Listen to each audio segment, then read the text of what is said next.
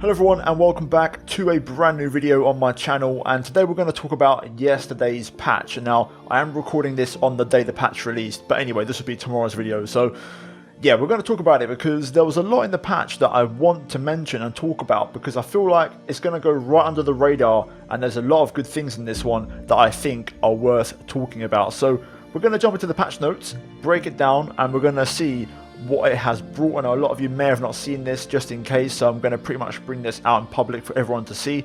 And yeah, hopefully you guys appreciate it. So if you enjoy this type of content, leave a like, subscribe for more, and let's jump into the patch notes. Right, let's jump into it. So it reads as follows: patch 1.12 is now out on all platforms. Check out what's in the patch below.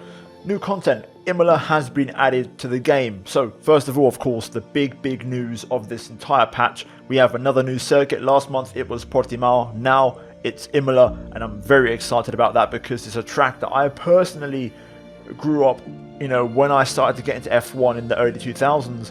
It's a track that I grew up watching, so for me it's part of F1 and kind of its heritage and the history, and I'm really happy that I'm racing Imola in the official F1 game once again. It feels really good to say that, so very happy to see that back in action. And I did a video yesterday, guys, of that new track. If you haven't seen it, I'll leave a link up in the top right. It was a last to first in the white Red Bull, and we're going to send it from P20 with Sergio Perez all the way up to possibly first place. I guess you have to watch to see the result of that one. And I also did a hot lap on my second channel as well, so go check that one out. I did pretty much a time trial hot lap and setup video, so I'll leave that linked up in the top right as well. But yeah, that was the first one. The second point of this is a visual sports update, including the special Red Bull livery as seen in the 2021 Turkish Grand Prix. Now, let's break this down a little bit. The big news is the white Red Bull. That's kind of been making the headlines and the one thing that everyone has been talking about. And this livery is going to be in the game for a short time. We don't know the time frame, but it's not going to be in there forever. Eventually, it will go back to the original Red Bull. Hopefully, it stays in as an option. It'd be nice to have that if possible, but I highly doubt it. Either way, we're going to have that in the livery for at least, I'd say, this week, maybe next week as well. Who knows? So that's going to be a short-term livery. But the first bit of the sentence, visual sports update. Now, what that means is essentially every single car from Mercedes down to Haas have had an uplift. Now, what that means is any upgrades the cars have brought, they now reflect that visually. For example, the Aston Martin Halo, off the top of my head, the Williams has got some winglets on it on the nose, liveries as well, so the Ferrari, Mercedes with the team viewer sponsorship, we've got, what else, I think Alpine have a few changes as well. We'll run you through them very shortly, but there's been a few changes to the cars since the start of the season. That's pretty much bringing everything in line and up to date. Now, I thought we'd hop in the game and quickly demonstrate the visual changes to the cars, and I'll try and point out those changes for you. I don't know all the cars what's changed, but I know most of them. So with the Mercedes, the big thing is the team viewer logo. So you can see it's present underneath the Ineos on the side pod, well, on the side of the car more like, and also on the front wing as well. So I'd say that's the big change for the Merc in this patch. Besides that, I can't see too much different. Maybe some small tweaks. I believe the mirrors are a bit adjusted in terms of the positioning. They're a bit more aggressively placed. Besides that, I can't find nothing besides it. It's just a team viewer thing really, because it's quite a big change. Of course, the Red Bull, no need to explain. The white ball goes without saying. I don't have to show it. You guys can see the changes. Then we go to the McLaren. From what I can tell here, in regards to changes, I think they've got the winglets where the number 3 is on the nose now. I'm not sure they were there before. I don't think they were. To add to that, they've now added on a few new sponsors. So, for example, Tezos underneath the mirrors, and then also DeWalt on the rear wing as well on the side. So basically, it's giving the sponsors a bit of an update. And also, I think on the floor as well, if I'm not mistaken, you can see those floor sponsors. I don't think they were there before, and just a few other little small sponsors here and there, I think, on the car. But yeah, overall, the McLaren is covering little small sponsors, and I think they've just brought them all in line and up to date, to be honest. So yeah, there's the McLaren. We're now going to move into the Aston Martin. Now, straight away, the Aston has got an update visually, and it's one of the teams that have brought the most upgrades this season. I can't exactly point them all out to you, but the one that you'll notice as a player is the Halo. So it's gone from having the old traditional kind of lots of layers to having the aerodynamic little winglets, you could say, on the Halo, which they brought in, I think, at Baku. To go with that, they've had a few sponsors updated here and there. For example, they've got TikTok running, I believe, just on the where the mirrors are, where they're connected to the car. Oakley as well. And then a few other little sponsors here and there. I think they've changed the colour of the pink as well. It's a bit brighter from what I can tell, the pink stripe. It just kind of pops out a lot more than before. So yeah, the Aston's got quite a few changes, but the main one really is the Halo, which now has the winglets on it. So yeah, we're now going to move into the Alpine. Of course, this is my car in PSGL. Straight away, the front wing end plates, they don't have Alpine anymore. It says Mandiant. I don't know what that is, but that's a visual change. They've added Microsoft to the top of the roll hoop, and then on top of that, they've also added a few sponsors on the Halo on the outside, alpinecars.com, and on the inside as well, Alpine Cars. Besides that, I think the Alpine is unchanged. I don't see any visual changes in terms of updates, just sponsor changes on this car. So yeah, there is the Alpine. We now move to the Ferrari, and the big one really for this one is the AWS, which is on the front wing. You can see on the inside, it's on the nose as well, and then also just underneath the number. So that's about it for the Ferrari. One single sponsor, but pretty much all over the car, and that's now up to date, so good to see there. We then move into AlphaTauri. Now this is the first car where I can't see any changes. I don't think much has happened. If it has, it's very minor. So yeah, AlphaTauri still looks pretty insane, to be honest. Really nice looking car. Big fan. Then we've got the Alfa Romeo, another car which I can't seem to find anything on here from what I can tell from the changes. So the Alfa remains unchanged. The same applies to Haas. Now what has changed for them is the general branding. So if you look in the background, the blue with the umbrellas and stuff, and like kind of the sponsors. Also in game, the menu is now blue instead of red. But in terms of the car itself, again, Haas have brought no sponsors this season and no updates. It's kind of unchanged. Not sure what the front wing has happened here. I think it's a bit of a bug. The two white stripes, I'm pretty sure it's all black in real life. Elsewhere, it looks like they've got maybe a mirror sponsor that they've added, Home Deluxe, and I think that's it. Literally nothing has changed. Seems like there's a few bugs with the Haas because I can see these white textures in the barge board area at the moment, so they may need to fix those. But yeah, that's the Haas. And the Williams, I mentioned before, there's some winglets they've added. I wish I had a mouse to point them out, but you can see where the number 63 is, just above it to each side. Those big fat winglets, those are brand new. They weren't there before on the car. And I can't lie, the Williams is pretty nice in game. I'm a big fan of how it looks. The livery's grown on me over the season, but it looks pretty sweet in game. But yeah, Williams wise, I think a couple sponsors maybe here and there, but I'm reaching, to be honest. I don't really see any major changes on this car. So there's your lot. Anyway, back into the updates. Point 3, Esports Pit Release option has been added to multiplayer sessions. Now, we'll analyse that in the game shortly, but that is a very, very tasty feature because, from what I understand, this feature means there's going to be no more pit lane delays. Now, stacking is still possible. It's still going to happen because that is realistic. You can't pit two cars at the same time. But what is going to happen, and what this is going to help, fix, let's say, is the lollipop staying down or the light staying red, which means a car can't leave the pit box.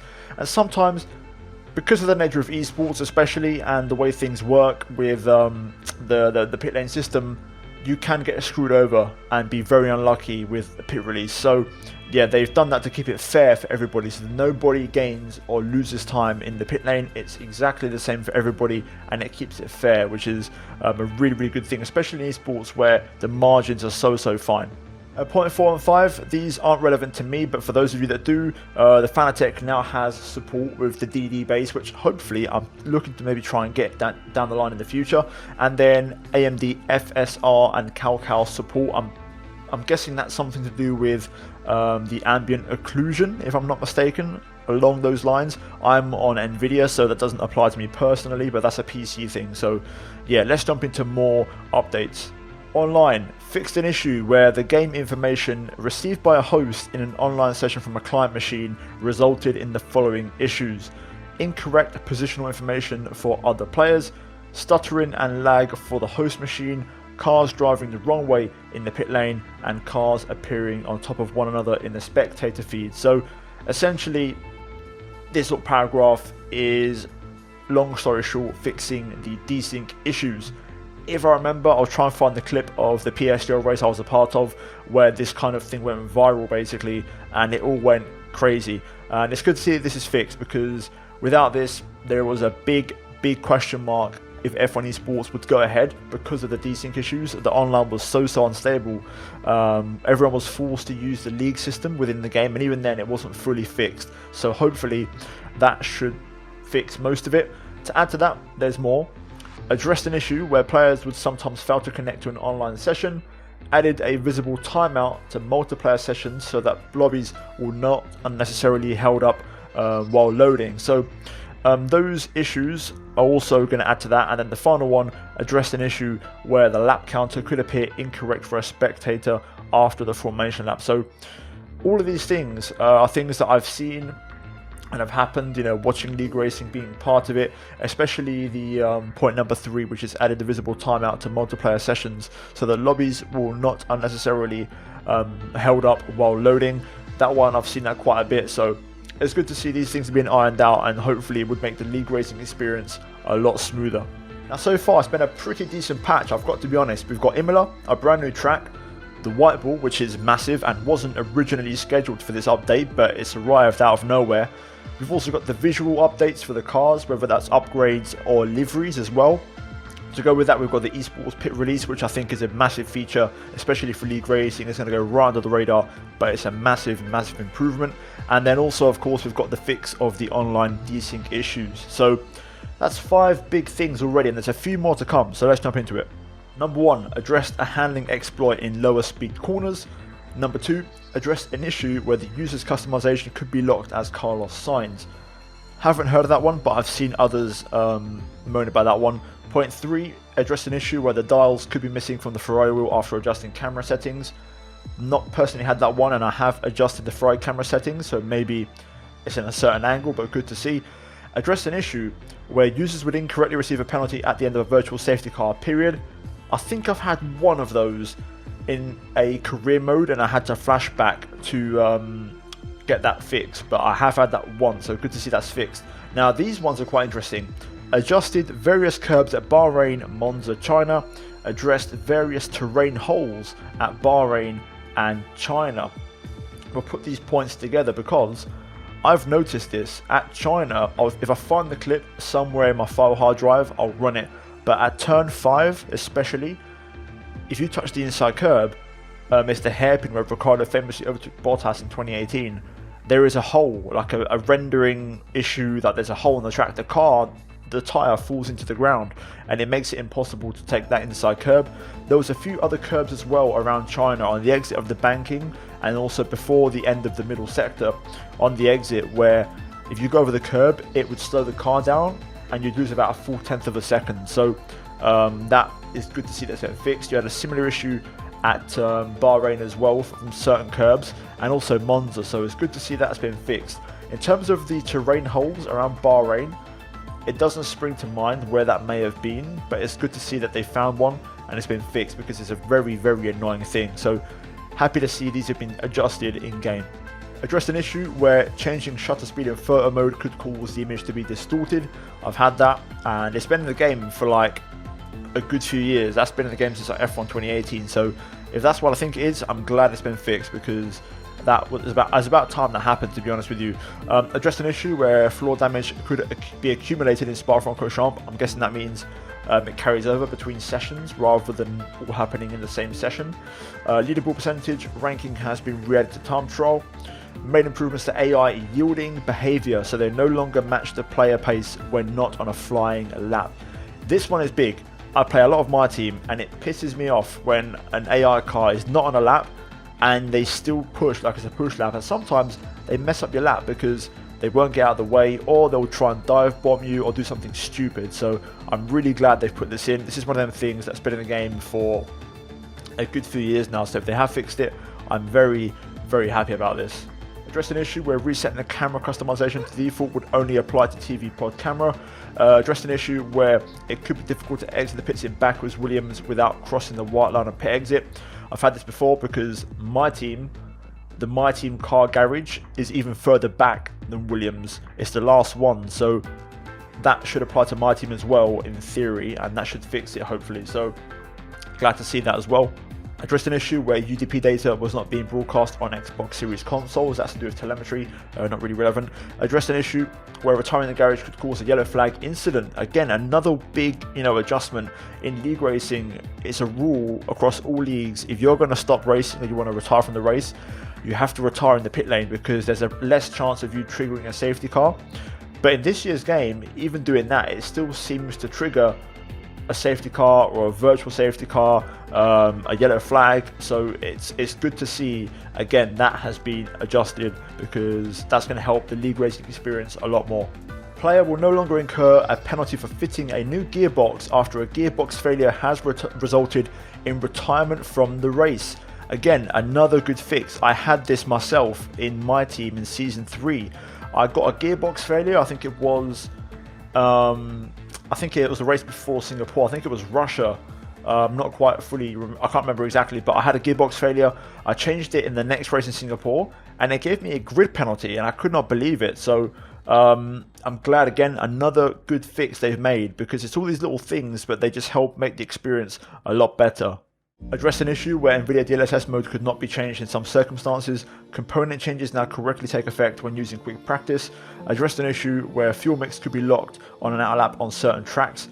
Driver of the day selection criteria has now been updated, and then general stability improvements and various minor fixes. So there we go. I'm going to end it there. That's the video, all the patch notes, and very underrated. There's a lot of these minor adjustments with the curbs at China, Bahrain, Monza, the yellow flags when retiring in the pit lane, so many things, photo mode being fixed, the gearbox penalty that we got, countless things. It's a really, really good patch, and I'm really glad we've got this, and I think it's going to improve things massively offline and especially online. So give me your thoughts in the comments down below. Have you tried it, with the new patch, the new game? Have you got any thoughts about it? Give me the comments down below, all your opinions. But yeah, that's it from me here today. Hopefully you enjoyed the video. If you did, leave a like, subscribe for more, and as always, a big shout out goes to the members of the channel for supporting the content. Finally, check out the 2 videos on screen if you have missed them. But that's it from me here today, and I'll see all of you in the next one.